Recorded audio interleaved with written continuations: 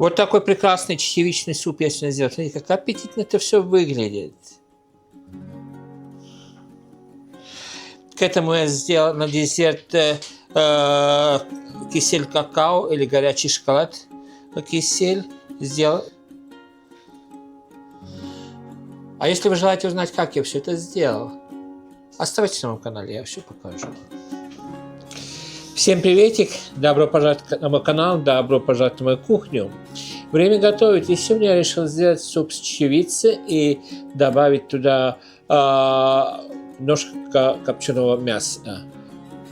В качестве мяса буду пользоваться копченой курицей. У меня есть кусочки копченой курицы, которые, я думаю, пойдут отлично в этот суп. Этот суп полезный сам по себе. У нас в семье этот суп любят. И я с вами решил поделиться методом приготовления этого супа. У меня на канале этот суп я делал, но очень давно, но сегодня немножко по-другому делать. А чтобы время не терять, пойдемте покажу, что и как я буду делать. А может, я вам какую-то идею подкину. Итак, для этого супа я замочил чечевицу уже вчера ночью. И сейчас я прополоскаю, и пойдет в эту кастрюлю все.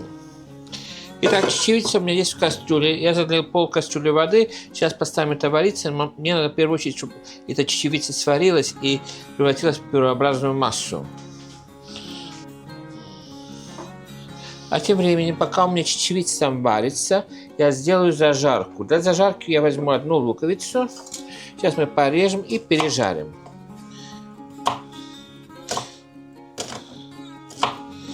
Мясо сейчас добавлять я не буду в кастрюлю, потому что я хочу, чтобы у меня чечевица сварилась. Я, может быть, еще через блендер пропущу, чтобы была однородная такая пюреобразная масса. И тогда мы добавим уже картошку и морковку. И также сейчас не солить я ничего не буду, потому что, как я добавлю туда кусочки курицы, они уже соленые сам по себе. И там будем смотреть, сколько надо соли добавлять для баланса. Так, и это отправляем теперь на сковородку. У меня есть маленькая сковородка, этого достаточно. Сейчас я включаю там газ под сковородкой, заливаю растительное масло. Я пользуюсь подсолнечным маслом. И немножко пережарим наш лук. Сейчас масло немножко разогреется.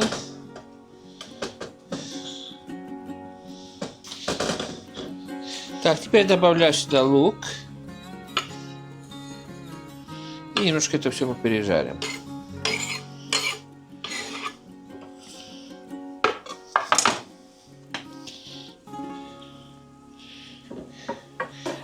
Пока у нас лук жарится, у меня здесь перловая крупа уже вымоченная стоит, тоже пойдет в суп.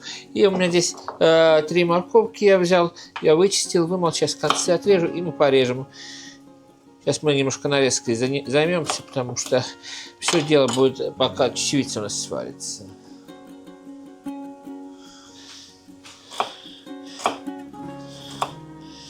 Нарезать буду такими кругляшками. Так. Нам надо, чтобы лук зарумянился. Принял такой золотистый цвет. Эта зажарка пойдет очень хорошо в суп сегодня. Итак, лучок у нас здесь начинает румяниться. Посмотрите, такой золотистый цвет. Сейчас еще немножечко, пару минуточек, и зажарочка будет готова. Мне надо румяный цвет, потому что это даст более такой приятный вкус супу. Карамелизованных лука будет такой вкус. Также, если вы хотите, чтобы у вас карамелизация пошла быстрее, сюда можно чуть-чуть сахарку добавить. Так, у меня суп здесь вовсю закипел. Очень хорошо. И у нас зажарка готова. На этом все достаточно. Я выключаю газ под луком. Так, чечевица у меня сварилась, но не разварилась. И чтобы упростить наш процесс, я сейчас быстренько пропущу это все через блендер.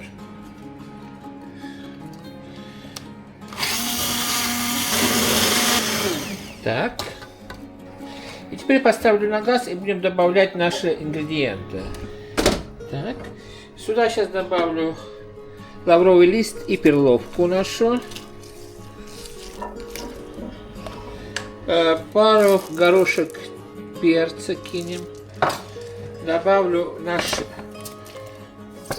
морковку. Солить сейчас еще не буду, потому что сейчас мы мясом займемся. Накроем, пускай потихонечку это у нас кипит. Итак, из мяса у меня куриный кусочек есть один. Это полукопченый. Сейчас я порежу. Конечно, здесь копченая свинина была бы вкуснее. Но ничего. Сейчас так на кусочки некоторые порежем. И это пойдет у нас в суп.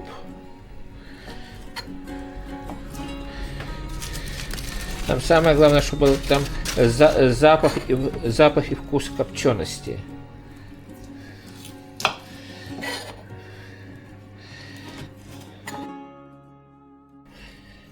Вот так. И это теперь отправится туда в суп, в кастрюлю. Это будет основной бульон тоже.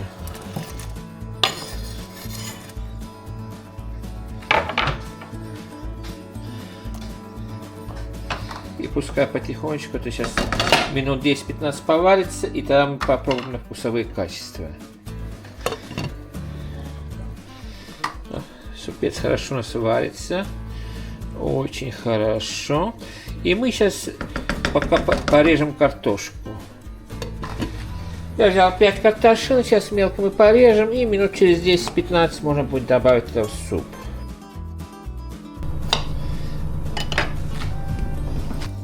Теперь можно немножко подсолить.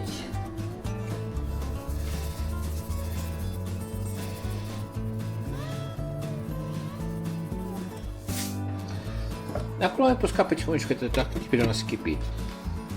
Итак, супец у меня хорошо варится. Я поменял конфорку, чтобы потихонечку варилась. Так, сейчас попробуем на вкус.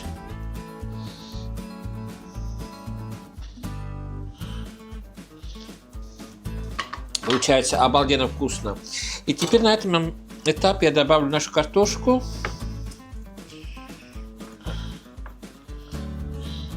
Так. И добавим нашу зажарку.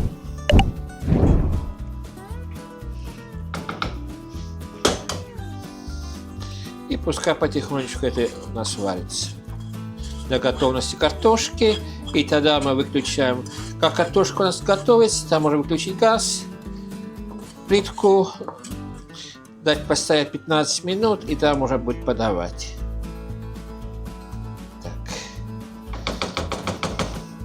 Так что теперь пускай это потихонечку у нас кипит. И к этому супу я подам свежеиспеченный хлеб с полуфабриката сегодня. Вот такие маленькие. Выпекаться будет по инструкции 180 градусов, примерно 8-10 минут.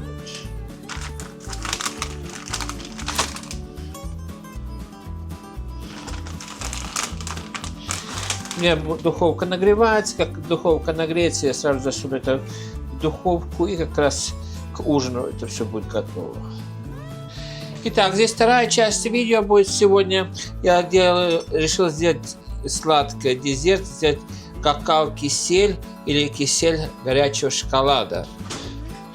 У меня уже есть видео на этом плейлист десерт или сладкие блюда, но я вам сегодня быстренько только повторюсь и напомню, если вы пожелаете сделать то же самое. В первую очередь я налью в кастрюлю молоко, вот так 3/4 примерно, и поставлю на газовую плитку, пускай это у нас закипает. Конечно же, помешиваем. В В данный момент что я сделаю? Я возьму сахар, насыплю, делаю молоко немного, чтобы сладкое было. Сахар добавляем по вкусу. Хотите очень сладкое, побольше сахара, меньше сладкое, поменьше сахара. Теперь у меня здесь оригинальный порошок какао. Я сейчас возьму пару ложечек сюда, насыплю в эту чашку. И сюда же я сейчас засыплю сахаром и как следует перемешаем. Тогда какао-порошок будет намного легче растворяться в молоке. Если кто-то старая школа, помните, таблетки цитрамон были? Например, на таком же принципе было сделано. Потому что какао-порошок имеет свойство немножко снимать боль тоже. Там какой-то химикат внутри есть. Но это все в советское время было. Так. Очень хорошо. Теперь это все перейдет в молоко.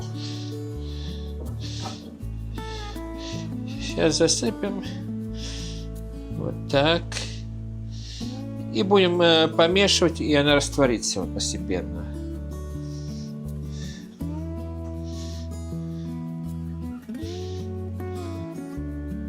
А этим временем мы займемся крахмалом.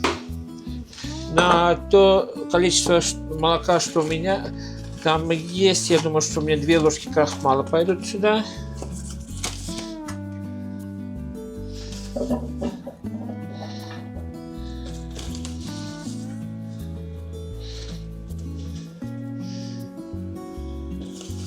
Чуть-чуть.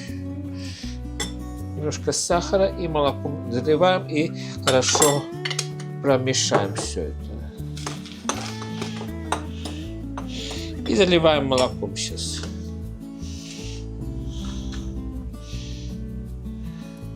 И как следует размешаем.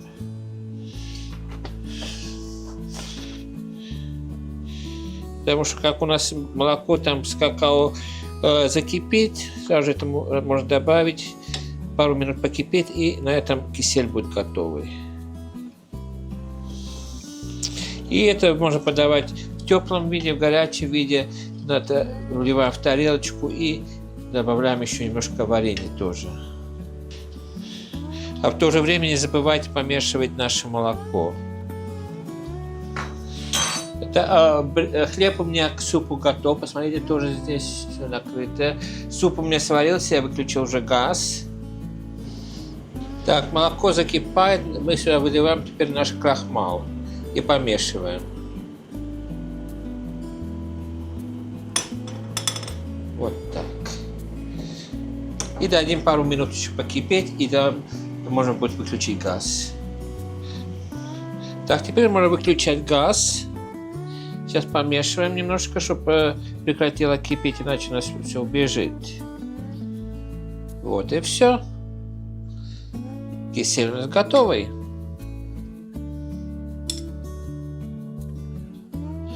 Вот такой обалденный результат у меня сегодня получился. Посмотрите, честно говоря, я результатом очень доволен.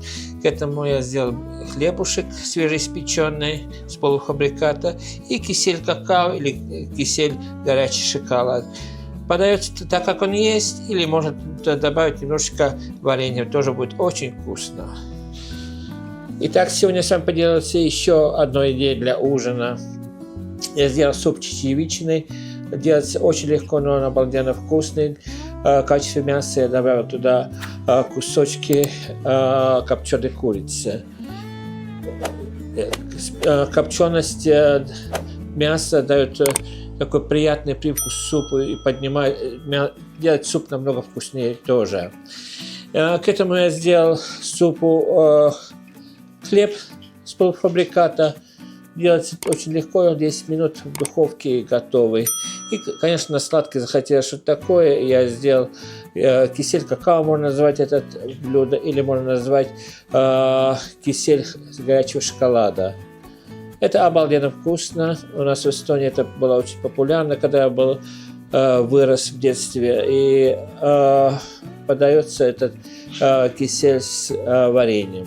Немножко варенья, ложечку добавите, вот и все блюдо. И что-то наподобие такого у нас в магазинах продается, такой шоколадный пудинг называется. Ну, зачем покупать, платить много денег, если можно это сделать в домашних условиях, и намного вкуснее будет. Я надеюсь, что сегодняшнее видео вам дало какую-то идею сделать то же самое или наподобие такого, почему бы и нет.